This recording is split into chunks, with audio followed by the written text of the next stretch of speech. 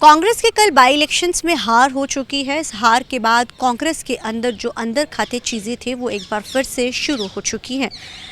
जिस तरीके के साथ कांग्रेस अलग अलग धड़ों में बटी हुई है, ये धड़ेबाजी इस बार के चुनाव में भी देखने को मिली।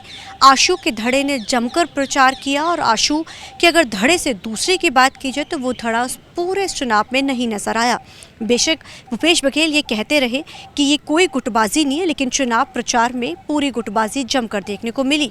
अब अगर नज़र डाली जाए तो विरोधी धड़ा यानी कि जो कि कांग्रेस का दूसरा धड़ा आशू धड़ा है, उसने इस्तीफों का दौर शुरू कर दिया है। हार के बाद नैतिकता के तौर के ऊपर आशू अपने इस्तीफा दे देते हैं अपने पद से, जो उनके साथ कांग्रेस पार्टी में उनके पास पद था वर्किंग प्रेसिडेंट का। अब वहीं अगर दूसरा देखा जाए तो प्रगट सिंह जो मौजूदा एमएलए भी है, वो प्रधान भी लगाए गए थे और साथ में किक्की ढिल्लों, दोनों ने भी अपना नैतिकता के तौर के ऊपर इस्तीफा दे दिया है। ये साफ उन्होंने कर दिया कहीं ना कहीं कि नैतिकता के तौर के ऊपर ये इस्तीफा जो है उनका हो चुका है। लेकिन अगर दूसरी तरफ पिक्चर देखी जाए, क्योंकि कहने को तो ये नैतिकता के तौर पर उन्होंने कहा है कि हार के चलते हमने दिया, लेकिन वो आशू के ग्रुप के ही हैं जिन्होंने ये इस्तीफा दिया है। और ये गुटबाजी जो कांग्रेस में है ये साफ नजर आई और एक बहुत बड़ा कारण था कि आशू के जो फेवर में ये चीज़ गई। लेकिन यहाँ पे सवाल ये खड़े होते हैं कि राजा वड़िंग जो कांग्रेस के प्रधान है, बेशक वो सांसद है लेकिन वो कांग्रेस के प्रधान है। हार जीत जो भी होती है, श्रेय तो जो है वो प्रधान को जाता है। हार का श्रेय भी प्रधान को जाता है, हार के क्या कारण रहे वो भी प्रधान के ऊपर जाएगा। और अगर जीत होती है तो श्रेय जो है वो कांग्रेस का, चाहे वो किसी भी पार्टी का प्रधान है, उसको जाती है।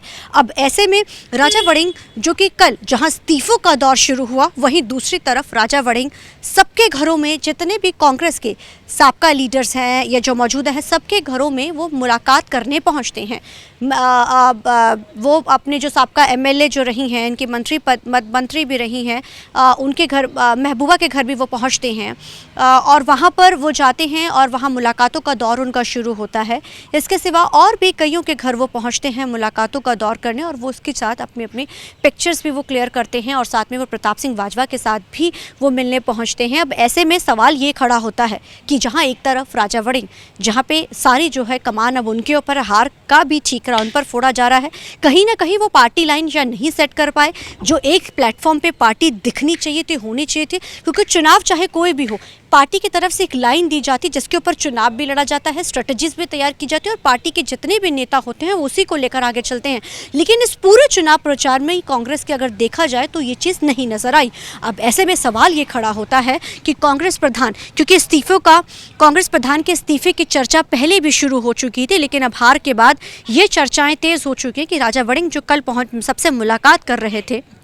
अब ऐसे में ये सवाल खड़ा होता है कि दिल्ली में, क्योंकि अब मंथन तो हार के बाद हर पार्टी करती है और कांग्रेस भी इसके ऊपर मंथन करेगी। खुद राजा वड़िंग ने ये कहा कि मंथन ज़रूर किया जाएगा कि हार के क्या कारण रहे हैं। हालांकि इस चीज़ से गुरेज या कहा नहीं पीछे हटा जा सकता कि राजा वड़िंग को भी ये बात जो थी पता थी कि पार्टी अलग थलग है। वो भी चुनाव प्रचार में कुछ खास नज़र नहीं आए, पार्टी लाइन नज़र नहीं आई, अलग अलग धड़ों में जो प्रचार चला, तो कहीं ना कहीं वो चीज़ समझ गए थे कि हार के कारण ये हो सकते हैं और यही नतीजे जो है सामने निकल कर आए। अब सवाल कई खड़े हो रहे हैं कि क्या राजा वड़िंग एक बार फिर से अपने पद से इस्तीफा देंगे? क्या एक बार फिर से नया कांग्रेस प्रधान के नाम की चर्चाएं तेज होंगी? क्या एक बार फिर से कांग्रेस में बड़ा बदलाव देखने को मिलेगा?